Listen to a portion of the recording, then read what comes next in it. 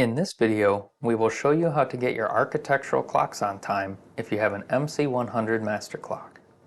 The MC100 can control National Time's synchronous architectural clocks, which includes clocks such as our 2MR, 3MR, HMR, and 4MR.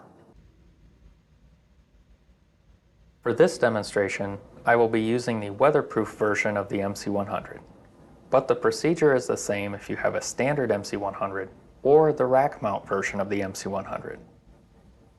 The first step to getting your clocks on time is to make sure the display on the MC100 is showing the correct time. In this case, the MC100 reads 8:39, when the current time is 10:25 a.m. So the time must be set on the MC100 before we can correct the secondary clocks. Press the Set Date Time button to enter the Set Time menu. The top row indicates month, day, year to set the date, and then hours and minutes to set the time. Use the arrow buttons to move the cursor to the desired position, and then use the number keys to enter the correct time and date. In this case, the date is correct, so we can just cursor over and set the time to 10:25. To the right of the time is the indicator for AM or PM. With the cursor in this position, use the down arrow to toggle between AM and PM.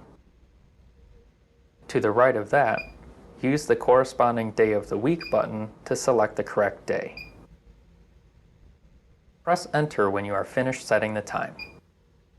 That takes us back to the main display where the time shown on the MC100 is now correct.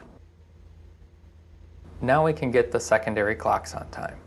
If there are any resets in progress, we need to cancel them before correcting the clocks. The amber LED next to the circuit control switch will be illuminated to indicate that a reset is in progress on that circuit. To cancel an active reset on a circuit, slide the circuit control switch to off and then back to auto.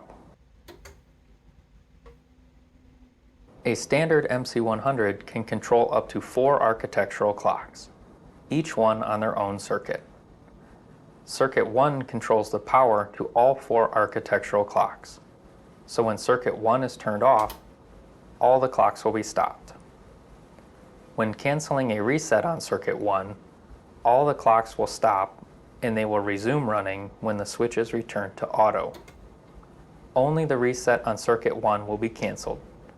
If there are any resets on circuits 2 through 4, they will still be active. To cancel a reset on circuits 2 through 4, toggle the corresponding circuit control switch to off and back to auto. When control switches for circuits 2 through 4 are in the off position, the reset will be turned off. So the clocks will continue to run at normal speed, but will not be able to reset during automatic corrections. We will start by correcting clock 1. Notice the position of clock 1. The current time is 10:26, and clock 1 reads 9:38. Calculate the difference between the real time and the clock 1 time. An online time duration calculator can be helpful for this. The difference between the real time and clock 1 is 0 hours, 48 minutes, and 0 seconds. This is the correction amount for clock 1. Hold control switch 1 in the reset position until the reset menu appears on screen. Release the control switch and it will return to the auto position. The correction amount we calculated was 0 hours, 48 minutes, and 0 seconds. So we will enter 004800. Press Enter and clock 1 will begin to advance at 10 times speed. The clocks can only advance in the forwards direction, so if the clock is 1 hour ahead of the real time, we would enter a correction amount of 11 hours. It may take up to 72 minutes for the clock to go all the way around. So if your clocks are ahead of the real time by a little bit, it may be faster to turn circuit 1 off to stop all the clocks and then wait to correct them until all clocks are behind the real time. If you have only one clock, you can stop here. Clock 1 will continue to the correct time. If you have more clocks, keep following along and we will correct those too. In our case, clock 1 and clock 2 were at the same time before we corrected clock 1. When we hold control switch 2 to the reset position, the previous correction amount we entered will be displayed in the Circuit 2 reset menu. Since clock 1 and clock 2 were at the same time initially, this correction amount is still correct. We can press enter and clock 2 will begin to advance at 10 times speed. Now we can take a look at clock 3. Clock 3 was not at the same time as our other clocks, so we will need to calculate a new correction amount. The current time is 10:29, and clock 3 reads 8:52. Using our online time difference calculator, the correction amount is 1 hour, 37 minutes, and 0 seconds. Slide control switch 3 to the reset position until the Circuit 3 reset menu appears. Use the keypad to enter the correction amount, which was 013700. Press enter and clock 3 will begin to advance rapidly.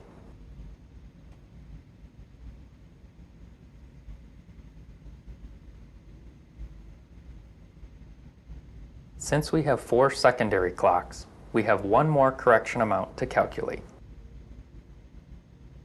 The current time is 10:30, and clock 4 reads 10:05. The difference between these times is 0 hours, 25 minutes, and 0 seconds. Slide control switch 4 to the reset position to enter the Circuit 4 reset menu. Enter the correction amount of 0 hours, 25 minutes, and 0 seconds. Press enter and clock 4 will advance at 10 times speed.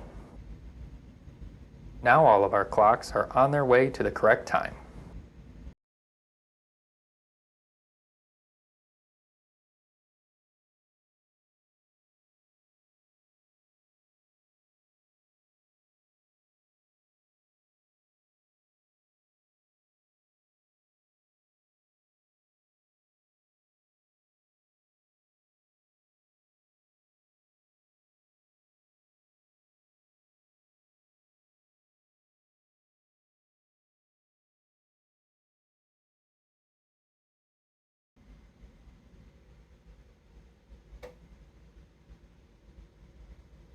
And now our clocks and MC100 are on time.